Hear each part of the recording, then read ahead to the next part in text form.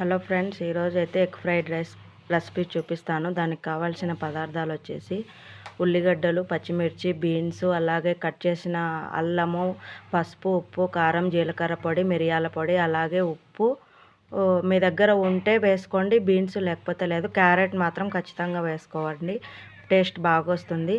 ఇది పిల్లలకు కూడా హెల్దీ కాబట్టి మీరు క్యారెట్ వేసుకుంటే బాగుంటుంది. క్యారెట్ కూడా పెద్దగా కాకుండా సన్నగా కట్ చేసుకుంటే పిల్లలకు తెలియకుండా తినేస్తారు. ఇంకా కావాల్సిన పదార్థాలు వచ్చేసి 5 కోడిగుడ్లు తీసుకున్నాను.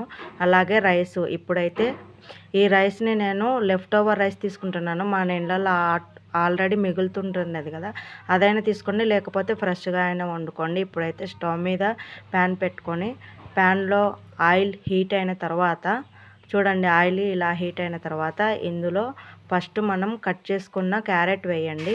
క్యారెట్ వేసిన తర్వాత క్యారెట్ కొద్దిగా వేగిన తర్వాత అందులో బీన్స్ వేయండి. బీన్స్ కూడా కొద్దిగా మగ్గిన తర్వాత అందులో కట్ చేసి పెట్టుకున్న ఉల్లిగడ్డలు, పచ్చిమిర్చి వేసి బాగా ఫ్రై అవ్వనివ్వండి. మిక్స్ చేయండి, మిక్స్ చేస్తూనే ఉండండి, మంట ఆన్లో పెట్టుకోండి.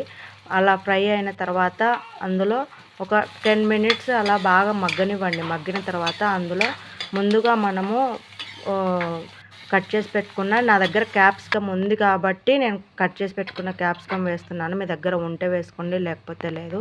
అలాగే పగలగొట్టుకున్న గుడ్లను నేను 5 తీసుకున్నాను, అవి కూడా వేసి బాగా ఫ్రై అవ్వనివ్వండి.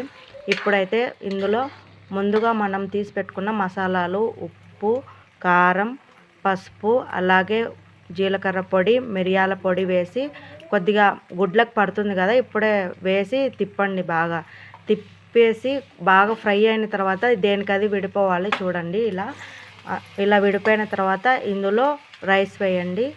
రైస్ బాగా చూడండి ఇలా మిక్స్ చేయాలి మొత్తం అంతా. మంట ఆన్లోనే ఉండాలి, ఇది మాత్రం గుర్తుపెట్టుకోండి. ఇలా సర్వ్ చేసుకోండి, పిల్లలకు బాగా నచ్చుతుంది. చూడండి, ఎగ్ ఫ్రైడ్ రైస్ ఇలా తయారు చేయాలి. Okay, by.